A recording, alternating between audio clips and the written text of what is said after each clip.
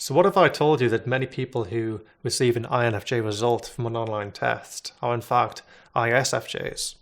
What if I told you that, contrary to popular description, many ISFJs are in fact much more reflective, creative, idealistic than they are necessarily experiential and pragmatic?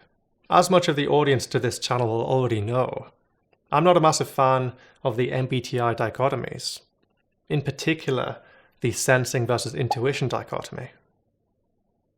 I believe this dichotomy out of all of them causes the greatest amount of mistyping, because there are so many ISFJs, particularly those drawn towards, let's be honest, highly abstract theorems such as this, who are in every shape and way more intuitive than they are sensing. Your cognitive functions do not place this kind of roadblock in front of your ability to comprehend the abstract. And the second reason so many ISFJs mistype as INFJs can be attributed to the seemingly universal misunderstanding and subsequent misrepresentation of the ISFJ's dominant function, introverted sensing. So in comparing and contrasting the dominant functions of each of these types, it is highly important to remember that both of these types share introverted thinking in the convergent auxiliary position. This is the auxiliary function to the dominant function, being as it is the same orientation, the same focal point within the psyche. And introverted thinking in both the ISFJ and the INFJ is highly possessive by nature. See the dominant function as a kind of gateway into the auxiliary. The auxiliary is that which is really being focused on. And as such, both of these types gaze at their introverted thinking from the position of their dominant function. And both of them very individualized, very creative with the use of this introverted thinking. With introverted thinking being a convergent function, and I'm going to be going much more into the attitudes in a later portion of this video, both the ISFJ and INFJ very much need to come to their own logical understandings.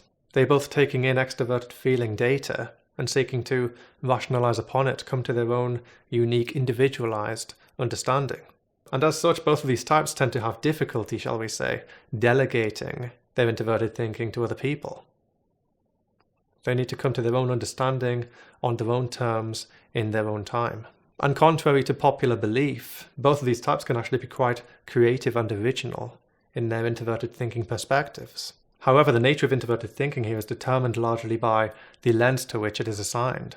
And with the ISFJ having an introverted sensing lens connected to it, and the INFJ having an introverted intuitive lens, you can see where these types may begin to be quite different to one another. So, introverted sensing, the dominant function of the ISFJ, and yes, we have some myth busting to do right now. You see, the ISFJ is not this kind of nostalgic, dreamy individual constantly reflecting upon the past and reminiscing about past experiences. And also, introverted sensing is not introverted sensation. This is a very important distinction to make. And while I have indeed already offered an in-depth explanation as to what introverted sensing actually is in my cognitive functions video, and I highly recommend checking it out if you haven't already, I will now brush over it.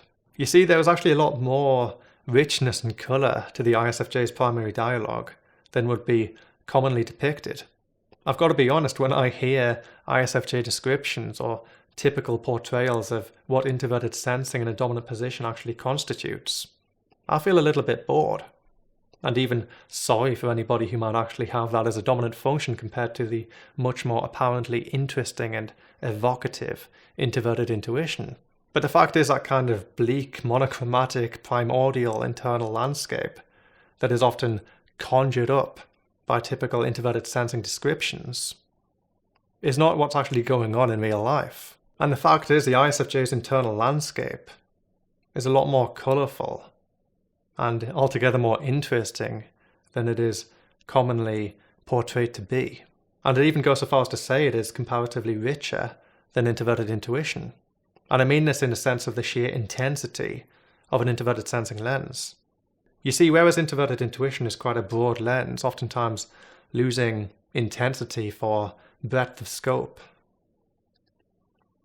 the ISFJ's internal lens is the exact opposite of this. Because instead of trying to encapsulate all of internal reality at the exact same moment in time, like the INFJ would, and I'm going to be getting to that in a lot more detail later on, the ISFJ instead really focuses in on a select few components. And because the focus of this introverted sensing microscope, if you will, is so intense, that which is being experienced can be substantially richer than the altogether vaguer components experienced by the INFJ. And introverted sensing here operates alongside an auxiliary function of introverted thinking. And so as such, contrary to the F that is inserted into the ISFJ acronym, ISFJs can actually be rather detached and analytical. Both the ISFJ and the INFJ have this in common, where, particularly absent the company of other people, they can be engaged and immersed in a completely cerebral dialogue. And the ISFJ's thinking style is highly specific in nature. Oftentimes they are focusing, again, on a select few components in order to bring this objective internal landscape they are perceiving into harmony. And oftentimes the thinking style of an ISFJ is highly compartmental in nature. Imagine a kind of file network on your computer. If it's particularly well organized, you'll have folders upon folders upon folders, each folder having a very specific utility. This is introverted sensing and introverted thinking. And as such, the ISFJ gazes upon their introverted thinking in order to fine-tune certain truths and very systematically merge one file system with another one. And you may often hear introverted sensing is memory. And to an extent, this has a kind of truth to it, because the fact is, introverted sensing, the data which it gazes upon is highly concrete in nature, and oftentimes the most concrete and reliable information within our brain is in the form of actual memory. And indeed, being a lens-dominant type, there will be a more experiential underpinning to this internal dialogue. But this is only a small fraction of what introverted sensing is actually doing. Introverted sensing is not a memory function. It is an internal microscope with a very intense and specific internal experience. So yes, ISFJs often like to plan ahead. They are thinking about the future. They're not just dwelling on the past 24/7. And no, not all introverted sensing dominants are going to have an amazing memory. If they are dealing with an obstacle that they have previous experiences with, they may be more likely than, say, an INFJ to reflect upon previous experiences in order to more effectively overcome the obstacle in question. But this owes more to the systematic nature of their dominant function than it does necessarily a proclivity towards constant reminiscence. No, the dominant dialogue of the ISFJ is still very rich. There's still plenty of future projection, abstract fantasy, what ifs, and the type is still highly able to entertain abstract ideas. What differs between the ISFJ and INFJ is not so much their primary dialogue as it is breadth and intensity of internal scope. However, unlike the ISFJ's default, and I say default because there is some variation here and I'll get to that in a minute, compartmentalized thinking pattern, the INFJ's thinking pattern is much more fluid, much more holistic in scope, and this is because of the breadth of introverted intuition. However, owing to the sheer breadth of this introverted intuitive scope, the INFJ's primary dialogue is substantially less opaque than that of the ISFJ, because introverted intuition sacrifices clarity for breadth of perception. And as such, the INFJ is gazing upon a vast introverted thinking landscape and seeking to bring every perceived vagary into accord. And in contrast to the ISFJ's file network, in seeking to understand the INFJ's introverted thinking, it is helpful to imagine rather a web, with every strand within this web being tuned to a specific pitch. Well, just like the ripples that ensue when you, for example, drop a pebble into water, when an INFJ strikes their introverted thinking circuits, all of the frequencies of these respective strings, if you will, play at once.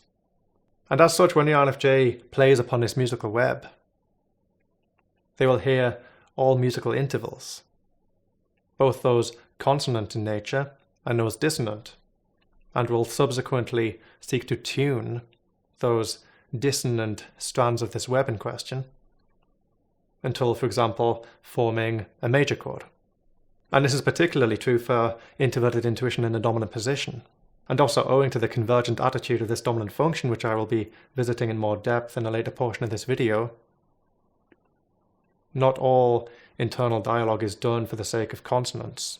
Both the INFJ and the ISFJ can be relatively chaotic in their thinking patterns. But generally speaking, the ISFJ will have a highly detailed file network, whereas the INFJ will have rather a kind of web of related pitches. And when the INFJ strikes this web, they become aware of those pitches that contradict the musical motif and those that support it. But this is when things get a bit interesting. You see, many people who are in fact ISFJs watching this video would have actually found a lot of resonance with that aforementioned description of introverted intuition. But there's actually a good reason for this. You see, introverted intuition in the ISFJ, the ISTJ, isn't this weak, scrawny little function that barely sees the light of day. Both of these types actually have it in high supply. You see, the dominant function of the ISFJ, introverted sensing, can actually dip down into introverted intuition, particularly in the case of somebody who is more used to, more trained in the art of, say, abstract thought. So let's take this introverted sensing microscope of the ISFJ. Let's take it to this file network analogy we presented before. Well, this specific scope is dipping in and out of different boxes in its default state. However, should we begin to expand the breadth of this particular function, as the ISFJ dips down into introverted intuition, the file network, the walls between the respective folders, will begin to, let's say, disintegrate. Information perceived will begin to coalesce. It hasn't necessarily moved in so much as the ISFJ has moved away from this information, taken a vantage point in order to perceive the entirety of their introverted thinking circuits. The ISFJ will proceed to hone in on a specific area and then reset to their default state after having acquired that kind of broad holistic perception. So yes, plenty of ISFJs can use introverted intuition, but their default state is still much more specific than it is holistic. And conversely, the INFJ can dip down into introverted sensing to become much more specific, to really zoom in. And in this instance, the broad lens of introverted intuition will be rather contracting. And as they zoom into the details, they begin to erect different file networks in order to compare and contrast one detail to another one.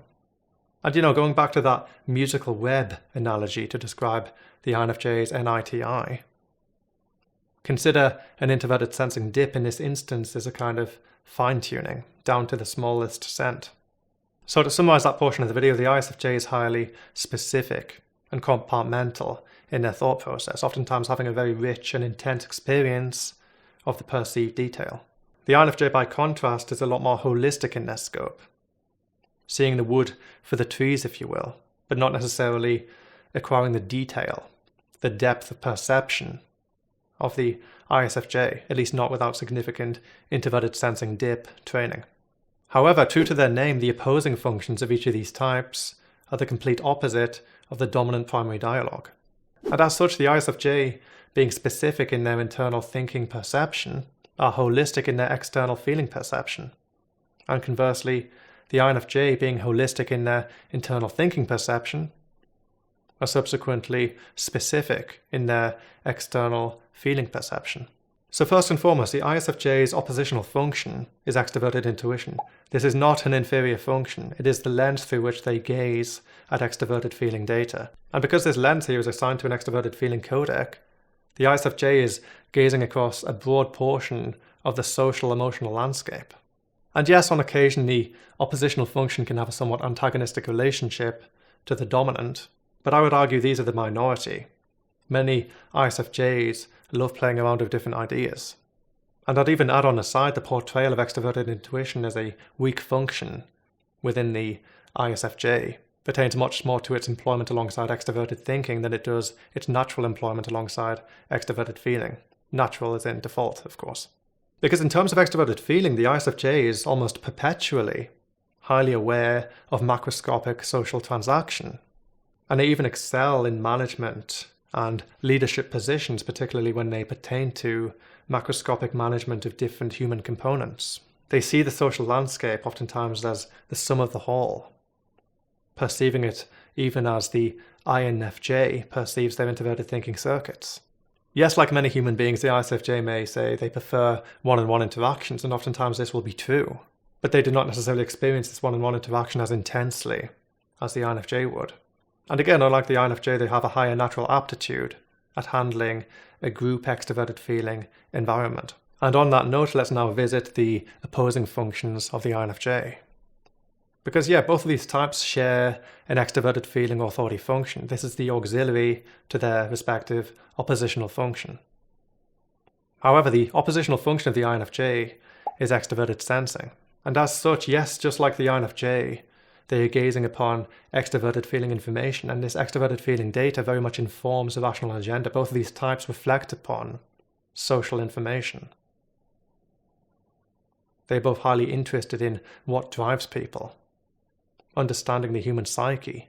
However, the scope to which the INFJ's extroverted feeling is assigned is extroverted sensing, and therefore it is much more specific and intense than that of the ISFJ. And as such, the INFJ gravitates much more towards one-on-one social settings, or at least small group scenarios, because the alternative is so overwhelming. Because just as with the ISFJ's dominant function, within an extroverted feeling setting, the INFJ sacrifices breadth of scope for intensity and richness of social transaction. So let's present a relevant scenario. First and foremost, the INFJ and the ISFJ are engaged in intense conversation with one another. The INFJ is putting forward somewhat outlandish claims, trying to encapsulate all of internally perceived reality into a single universal theory. The ISFJ sometimes dipping into introverted intuition to avoid getting overwhelmed by the breadth of scope, but then locking into specific details of the INFJ's argument in order to pick out that which is actually pragmatic and reliable, consistent, from that which should be discarded, or at least modified. And in this sense, we have a holistic thinking style, in contrast to a more specific and refinement-oriented thinking style. However, then other people begin to enter the equation, and it becomes a much more group-based setting. However, the INFJ hasn't necessarily changed their behavior that much in order to accommodate the group. And the ISFJ may begin to notice and even point out to the INFJ when they are saying something that doesn't necessarily sit as well with one member of the group than it would necessarily another one. Because the ISFJ is taking holistic perception in their stride, whereas the INFJ, probably on an introverted intuitive mission anyway, to try and get a point across, is either focusing in an extroverted feeling sense on one person at a time, or not focusing on extroverted feeling at all. So now let us visit what are typically more unconscious functions within each of these types. Well, first let us start with introverted feeling. Well, in the primary convergent state, when these types are fully engaged with their respective introverted thinking convergent auxiliary function, it's fair to say introverted feeling is playing a more supportive role within the unconscious. However, it is important to note that the dormant state of each of these types actually has a fair degree of introverted feeling conscious activation. This is because when these types are not actively and consciously engaging their introverted thinking, they tend to fall down into introverted feeling. And when they do so, their dominant function, not always but oftentimes, tends to fall down into introverted sensing in the case of the INFJ, and introverted intuition in the case of the ISFJ. And it is in this dormant state when these types do tend to have a more feeling type proclivity. But they are engaging these feelings in a kind of semi-conscious basis. The ISFJ will be experiencing their emotions as a kind of sum of the whole, whereas the INFJ will be experiencing their emotions more specifically, more intensely. But unlike the ISFJ, not necessarily all at the same time. And in terms of active states, when introverted feeling is much more unconscious, it is a much more driving force, acting as it is underneath the authority position of extroverted feeling.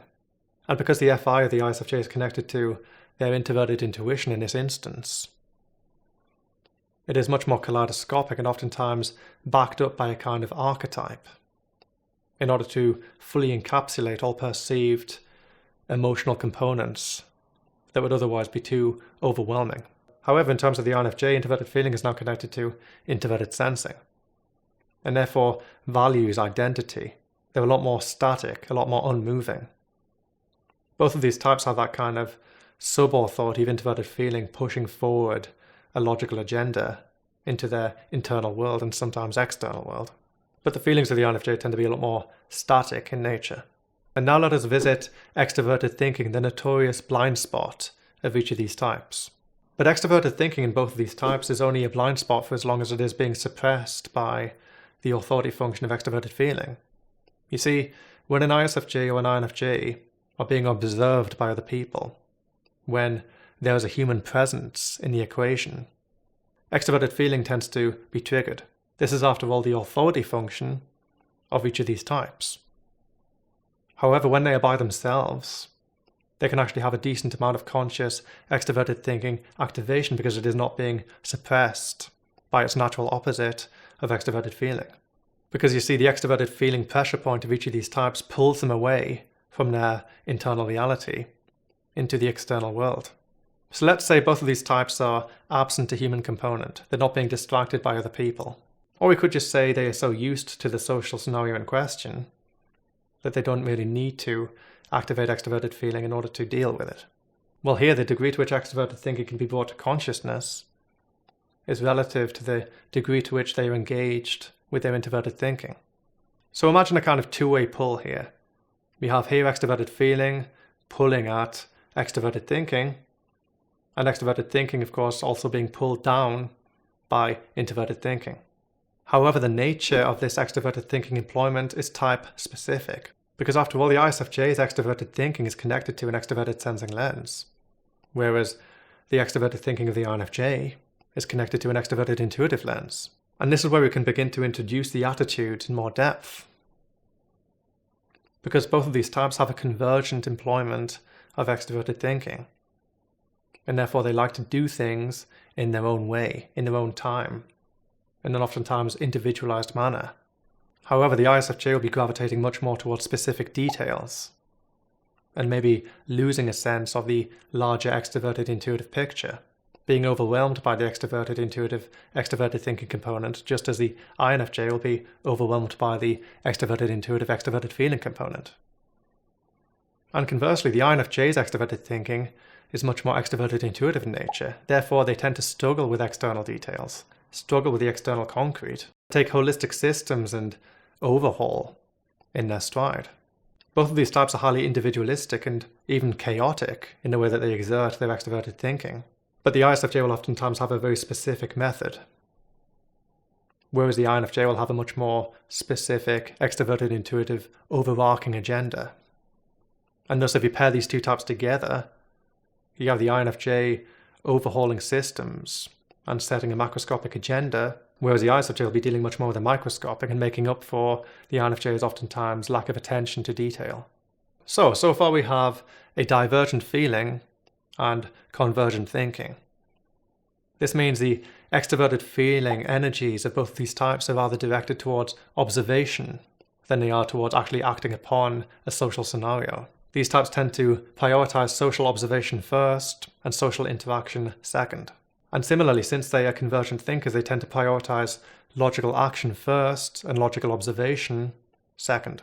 This means they abide by extroverted feeling, which in the ISFJ's case can even relate more to a macroscopic sum of the whole extroverted feeling perception, which can even pertain to norms, customs, or a subculture, and proceed to deconstruct and even innovate upon logic. However, where the attitudes of these types depart is in sensing and intuition. So the sensing of the ISFJ is convergent. Therefore, this is a type who is much more able than the INFJ is, in terms of default states, of course, take new experiences in their strides, affect the concrete world, without feeling constantly disassociated from it. And by contrast, the INFJ experiences extroverted sensing in an oftentimes more antagonistic manner, being much more naturally, though of course not inevitably, averse to new sensations, new experiences, new places. And in this sense, the ISFJ does have, let's say, a higher chance to take concrete reality in their stride. But since the INFJ's sensing is much more divergent, their intuition is subsequently convergent. And this is actually a really good opportunity to further illuminate the differences between each of these types with the concept of motivational salience. You see, the convergent intuition of the INFJ is much more incentive salience in nature. They are foreseeing what they want to achieve. They are taking a grand swath of the internally perceived world and enacting upon the external holistic objective. Oftentimes the INFJ takes the why, the underlying narrative, in their stride, and struggles more with the execution, which is quite the reverse oftentimes of the default ISFJ, because the ISFJ's intuition, being much more divergent in a default state, is much more naturally aversive. It is less about what do I want to happen, what can I achieve, and more about what could go wrong, what are the consequences, because this is what it means to observe contingency more than act upon it, as in the case of the INFJ. Don't get me wrong, both of these types can do both of these things, but the overall inclination is quite different. So in this sense, if the ISFJ and the INFJ are working on, for example, a piece of art together, the INFJ can construct a kind of narrative, something they want to achieve, a vision for the art, a way they want the art to affect the world, but may actually struggle with actually implementing it, actually achieving it, realizing something in a concrete reality. Whereas the ISFJ may actually struggle with finding a why. What's the reason? What's the incentive? What's the underlying motivation? What's the underlying story, narrative, moral, if you want? All the while taking the creative process in their stride, finding a lot of meaning in that creation of a concrete entity. And it is not unusual for ISFJ artists, of which there are many by the way, to enjoy art for art's sake, and even prefer people to take their own meaning from it, rather than having a meaning imposed onto them. I'll say it before and I'll say it again, the ISFJ is not a past-oriented individual. They are still thinking about the future. They are just engaging contingency in a more observant and less chaotic fashion than that of the INFJ. And similarly, the INFJ does not lack a memory. They are still reminiscing upon the past. Quite a lot, I would add. But the introverted sensing component of this past is much more divergent, much more observant. So that concludes the video. Thank you so much for watching, and if you made it this far, thank you, you are awesome. If you enjoyed the video, be sure to let me know by leaving a like, and of course, if you know anyone who you think might benefit from it or just find it informative, be sure to share it with them as well. If you're interested in exploring the fundamentals behind the theory, I highly recommend checking out a CPT ebook, and if you're uncertain about your type or just like to know more about how it applies to you as an individual, I highly recommend checking out a CPT type service. And finally, CPT is on Patreon, so if you're interested in supporting the channel on that additional level, that'd be massively, massively appreciated. But of course, it goes without saying, I really appreciate your support over this medium as well. So that's it from me, and I'll be back in a few days' time. For now, take care of yourself.